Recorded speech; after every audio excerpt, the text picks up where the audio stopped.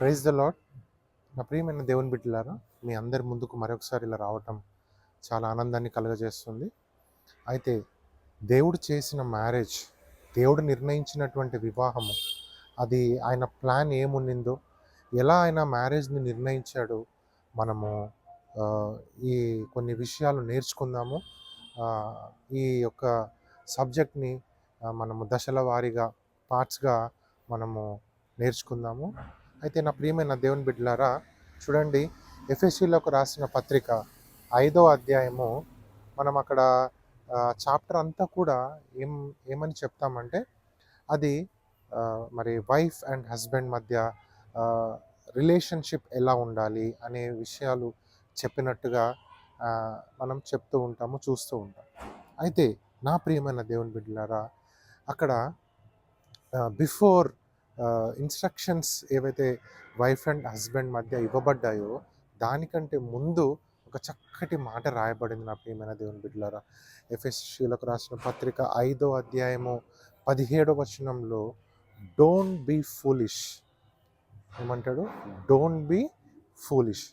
So ఎందుకు ఆ మాట అన్నాడు అని అంటే, ఇది ఇద్దరి గురించి చెప్తూ ఉన్నాడు. Wife and husband, don't be foolish. నా ప్రియమైన దేవుని బిడ్డలారా, ఫర్ ఎగ్జాంపుల్, మనం మ్యారేజ్ అనే దాన్ని ఒక ఇల్లు కట్టడము, ఇల్లు నిర్మాణాన్ని మనము రెండింటిని కూడా మనము పోల్చుకోవాలి. సో ఒక ఇల్లు నిర్మాణంలో మనం ఒక 3 to 4 ఫ్లోర్స్ కనుక మనం ప్లాన్ చేసి కట్టామనుకోండి, ఎక్కడో 3rd ఫ్లోర్లోనో 4th ఫ్లోర్లోనో సమ్ ప్రాబ్లం, లేకపోతే వాల్ క్రాక్ ఏదైనా వచ్చినప్పుడు అబ్వియస్లీ అందరూ అనేది, మనం అనుకునేది ఏంటంటే, ఖచ్చితంగా ఫౌండేషన్ అనేది స్ట్రాంగ్గా లేదేమో అని. అందుకే ఫౌండేషన్ అనేది చాలా బాగా ఉండాలి. ఫౌండేషన్ ఎంత గట్టిగా ఉంటే ఇల్లు అంత చక్కగా నిర్మింపబడుతుంది అని అంటూ ఉంటాం. అయితే నా ప్రియమైన దేవుని బిడ్డలారా, ఇప్పుడు ఆ క్రాక్ వచ్చిన వాల్, మరి దాన్ని అలాగే వదిలేస్తే కొన్ని రోజుల తర్వాత ఆటోమేటిక్గా ఫిక్స్ అయిపోతుందా?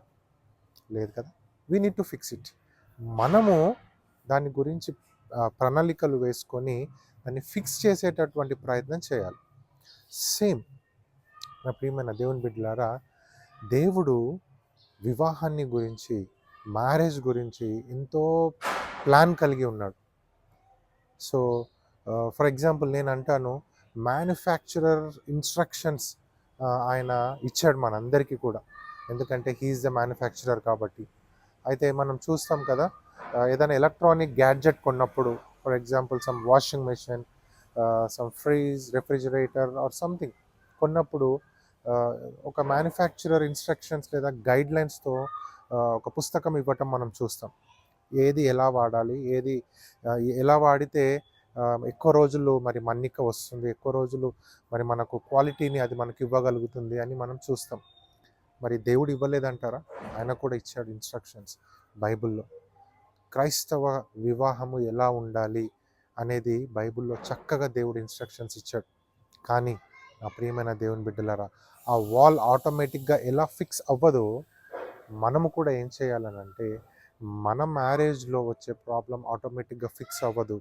నేను మ్యానుఫ్యాక్చరర్ ఇన్స్ట్రక్షన్స్ దగ్గరికి వెళ్ళాలి, బైబిల్లో నేను చదవాలి, ఎక్కడ ఏం ప్లాన్ చేశాడు దేవుడు, ఎలా దాన్ని ఫిక్స్ చేయమంటున్నాడో అని మనం దేవుడి దగ్గర వెళ్ళి అడగాలి.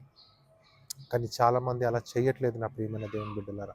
చూడండి, అలా ఫిక్స్ చేయకపోగా సగటు వైఫ్ అండ్ హస్బెండ్ వాళ్ళు ఏం ఆలోచిస్తున్నారంటే, మాకున్నటువంటి చాలా మంచి థాట్స్తో, మంచి ఐడియాస్తో మేము ఆ ప్రాబ్లమ్ని ఫిక్స్ చేయాలనుకుంటున్నాము అని అనుకుంటూ ఉంటారు కదా. ఏ విధంగా అంటే, వాళ్ళకి ఆ ఐడియాస్, ఆ థాట్స్ ఎక్కడి నుంచి వచ్చి ఉంటాయి? మోస్ట్లీ సినిమాస్లో చూడటమో, లేకపోతే ఏదైనా బుక్స్ చదవటం ద్వారానో, లేకపోతే ఎవరి దగ్గరనో చూడటం వల్లనో, అండ్ ఎస్పెషల్లీ పేరెంట్స్ దగ్గర నుంచి మనము చాలా వరకు నేర్చుకుంటాం కదా. ఫర్ ఎగ్జాంపుల్, నేను కొన్ని విషయాలు మీతో షేర్ చేయాలనుకుంటున్నాను. ఇండియన్ విలేజ్, ఒక మన భారతదేశంలో ఒక సగటు విలేజ్లో జరిగే మ్యారేజెస్ కనుక ఒకసారి చూస్తే, హస్బెండ్, భర్త అనేవాడు ఒక కింగ్ లాగా, ఒక రాజా లాగా ఉంటాడు. అండ్ భార్య ఎవరండి? సో మోస్ట్ ప్రాబబ్లీ క్వీన్ అనే వర్డ్ మనకి రాదు. అలా వస్తే చాలా సంతోషంగా ఉండేది, కానీ ఒక సర్వెంట్ లాగా చూస్తూ ఉంటారు. అదే విషయాలను, అదే సంబంధాన్ని మరి పిల్లలు కూడా చూసి 30 ఇయర్స్ తర్వాత వాళ్ళు మ్యారేజ్ చేసుకున్నప్పుడు కూడా వాళ్ళు కూడా వైఫ్ని ఎలా చూస్తారంటే సర్వెంట్గానే చూస్తారు. ఎట్ ద సేమ్ టైం మనం వెస్ట్రన్ సైడ్ వెళ్తే నా ప్రియమైన దేవుని బిడ్డలారా, మ్యారేజెస్ ఎలా జరుగుతాయి అంటే ఫస్ట్ ప్రార్థనతో మొదలు పెడతారు. తర్వాత ఎవరు వస్తారు? బ్రైడ్ గ్రూమ్ వస్తాడు. బ్రైడ్ గ్రూమ్ వచ్చేటప్పుడు ఎవరన్నా లేచి నిలబడతారా? No one. ఎవరు లేచి నిలబడరు. వచ్చానా అలా కూర్చుంటాడు. ఎందుకంటే is the useless fellow in all the cases కదా. అండ్ ప్రేయర్ కూడా చేసేస్తాం కాబట్టి యేసుక్రీస్తు ప్రభువు కూడా వచ్చేస్తాడు ఆల్రెడీ. అయినా కూడా ఎవరు నుంచోరు. లాస్ట్లో ఎవరు వస్తారు? మహారాణి కదా. వచ్చినప్పుడు మాత్రము అందరూ లేచి నిల్చుంటాం. సో నా ప్రియమైన దేవుని బిడ్డలారా, రెండు కూడా రాంగే. రెండు కూడా రాంగే.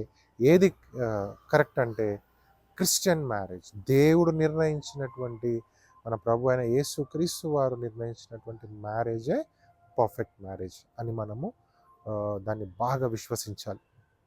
అలాగే మనం ఇంకా చూస్తే ఇండియన్ లేకపోతే మన మన భారతదేశంలో జరిగేటటువంటి మ్యారేజెస్ చూస్తే హస్బెండ్ అలా ఒక ప్రైస్ ఫిక్స్ చేయబడి ఆ తర్వాత మరి ఇక్కడ నుంచి ఎంతోమందిని చూసి ఆ ప్రైజ్ ఓకే అనుకొని దెన్ ఒక మ్యారేజ్ ఫిక్స్ అవ్వడం జరుగుతుంది.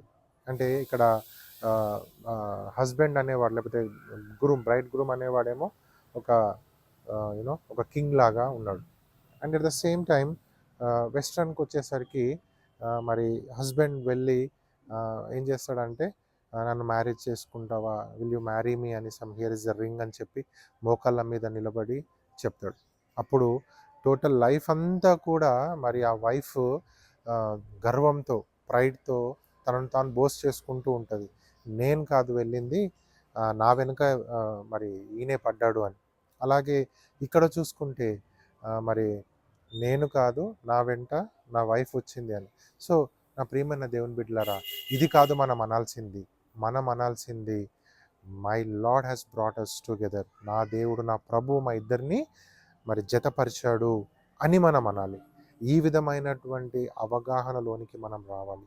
ఈ విధమైనటువంటి మరి మ్యారేజ్ ఒక అవగాహనలోనికి మనం రావాలి నా ప్రియమైన దేవుని బిడ్డలారా.